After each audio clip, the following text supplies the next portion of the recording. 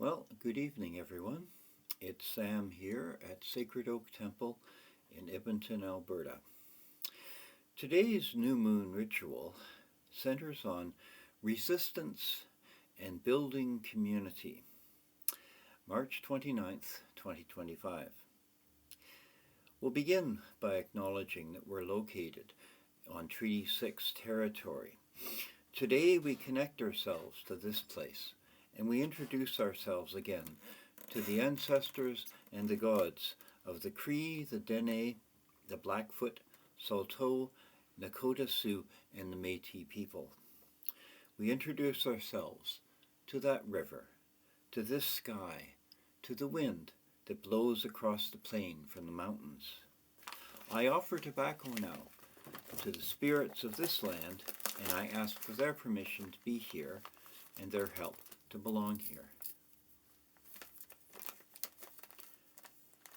To begin with the grounding, I am strong like a mountain, deep like the sea.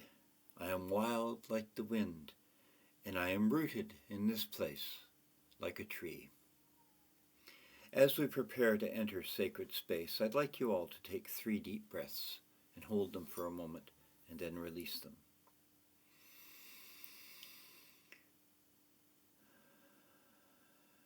With the first breath, we are here in our bodies.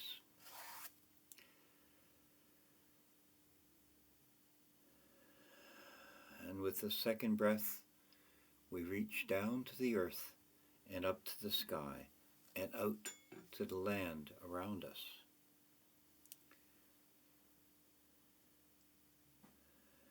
And with the third breath, we reach out to all the others in our circle today and connect our energy to theirs. We are prepared to be in sacred space. As we cleanse this space, we clear out any remaining conflict and division amongst us, at least for the duration of this circle, because what we can create together is so much more beautiful and deeper than what we can achieve through division. This is a place that is not a place, in a time that is not a time, halfway between the worlds of gods and mortals. This is a place that is all places, a time that is eternity, where gods and mortals come together.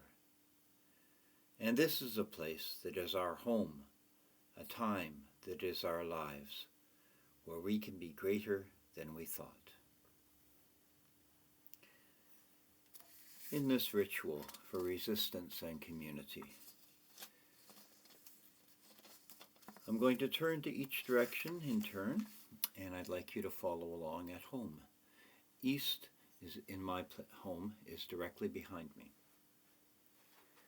Guardian of the watchtower of the east, guard this circle, and open the way now for the power of the air.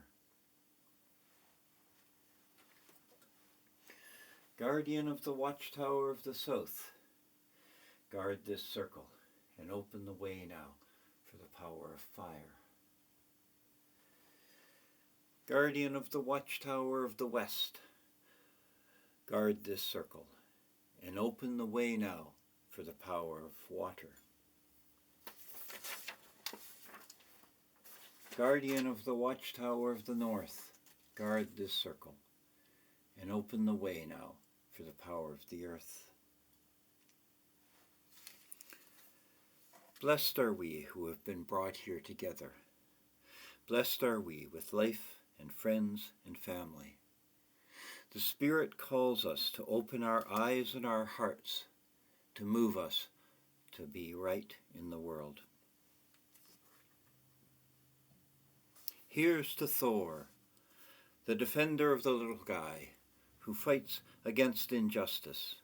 I owe him my public thanks at the least. May I continue to behave with honor, particularly towards those who are dishonorable, with charity, and may all of my victories be victories not for myself alone.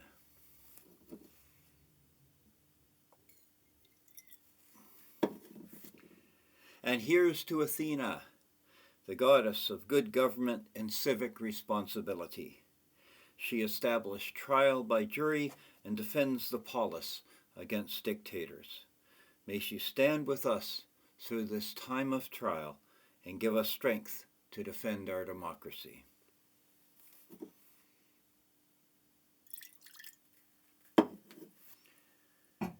We're in a dangerous time for the world and for our country.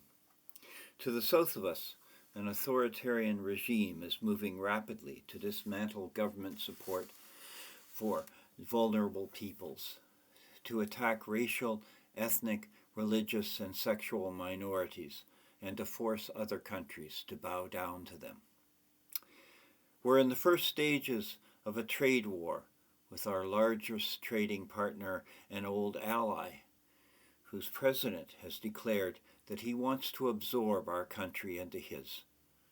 This continued disrespect and economic pressure, with the threat of military intervention as the USA moves towards dictatorship and away from democracy, is a great challenge here in Canada. For our religious movement, it's even more acute, because many of those that the fascists and the oligarchs are threatening and targeting, and many of those that their Christian nationalist allies hate, are us. Witches, non-Christians, feminists, lesbians, gays, and especially trans people and poor people. We cannot stand aside and pretend that being apolitical is morally pure instead of just being cowardice. I'm going to walk you through a meditation now to remind ourselves of our deeper connection, our ultimate meaning, and what may be the foundation of resistance to injustice. Settle yourself comfortably. What are you, and what am I? Intersecting cycles of water, earth, air, and fire. That's what I am, and that's what you are. Water. Our inner oceans are pulled by the moon's tides, both within and without. Moisture pours into and out of you and me in the great poem of the hydrological cycle. You are that, and I am that. Earth also runs through us, replacing each cell in our bodies every 7 years. Ash to ash, we eat, incorporate, excrete the earth. We are made from earth. You are that, and I am that. Air.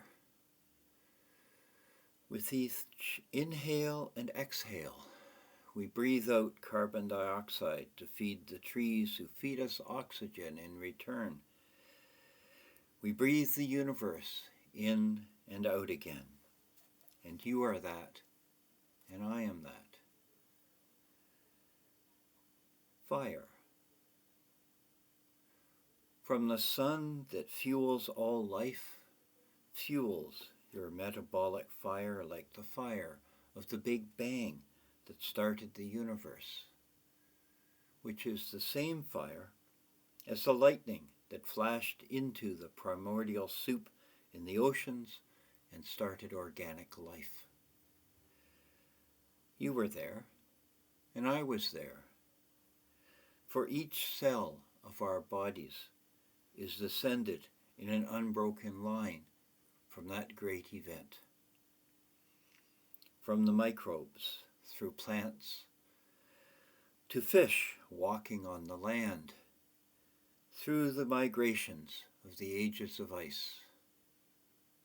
Countless times in our great planetary journey, we died to our old forms, let go of our old ways, and allowed new ones to emerge. But nothing has been lost. The forms have passed, but everything returns. Remember again and again these old cycles of partnership, the deep symbiosis of the mitochondria in our cells, the bacteria digesting our food, the plants we feed with our breath and our bodies, who feed us in turn. Draw on them in this time of trouble. By our nature, we have a deep knowledge of belonging. Draw on this instead of fear. Take courage from our existence as an integral part of everything, and find power to help each other awaken in this time of peril.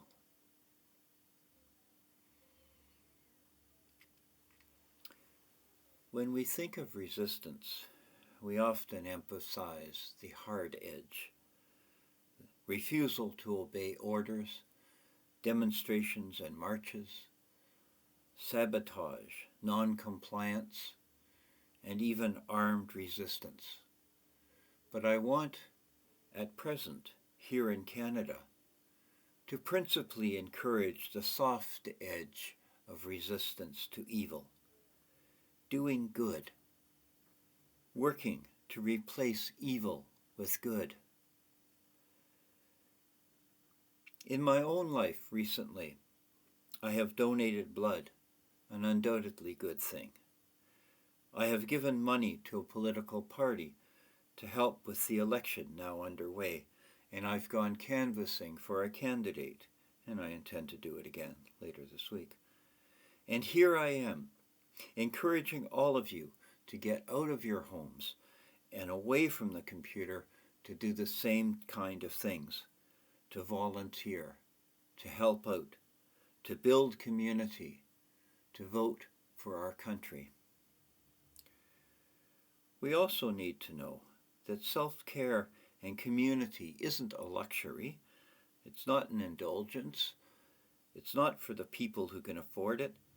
It's for the people who cannot afford not to. The real, daily, ongoing fight for democracy and human dignity requires people who are present, clear-eyed, and ready to support one another. Remember, my friends, this long history from the primordial soup through to the present, we all are connected. We all must act on the basis of that connection.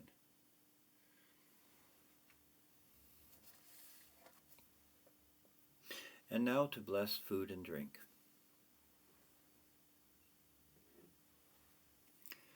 It's not we who bless food and drink. They bless us. For in their nature, they nourish our bodies, and in sharing food and drink, we create community. As we share food and drink together, we assume an obligation to one another, and an obligation to the larger communities in which we live. An obligation to help other people out, to express love, to be open to being loved. No act of kindness is too small to make a difference. For so it was in ancient times, and so it is today, and so as we go into the future. May you never thirst.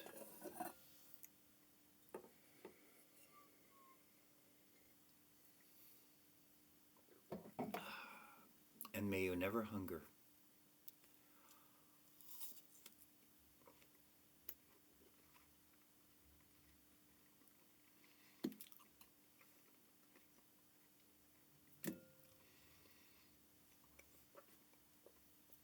Share food with me and with whoever is in your circle at home, and offer some food and drink to the gods.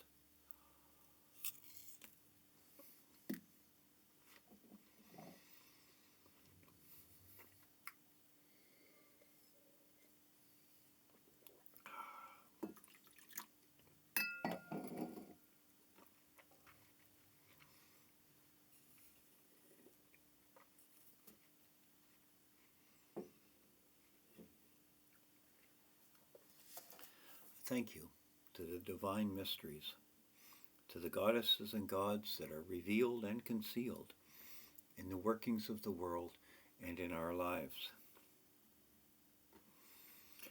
May Athena and Thor, who shared with us in our meal and celebration, bless us. May those who share the world of the Spirit with us be blessed. We receive the blessings of the Spirit. This is our home. We make each other safe, fed, and secure. We close the door of the north now, with thanks to the earth. The moon lights our way now as this celebration comes to an end, but the warmth of community continues.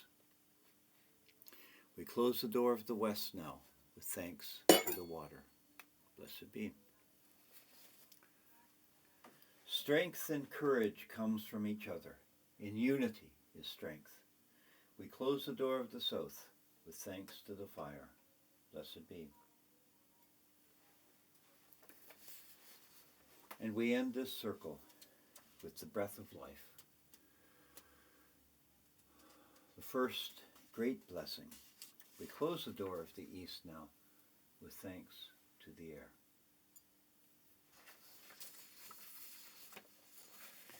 We will go on together. We will support each other. We will build a community.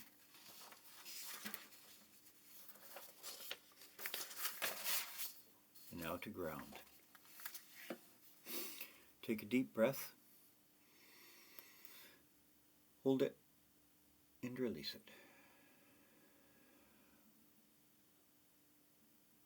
And again.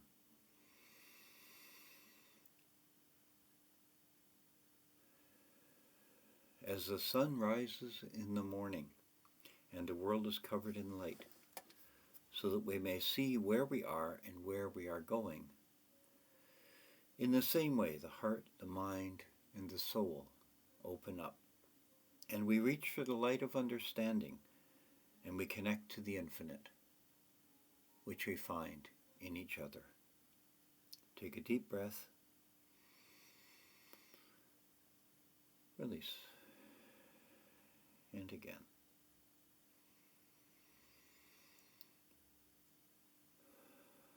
This circle is open, but yet unbroken.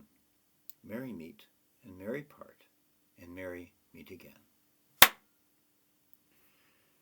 Dear friends, the next full moon rite will be on the 12th of April at 7 p.m., and I'll see you then. Blessed be.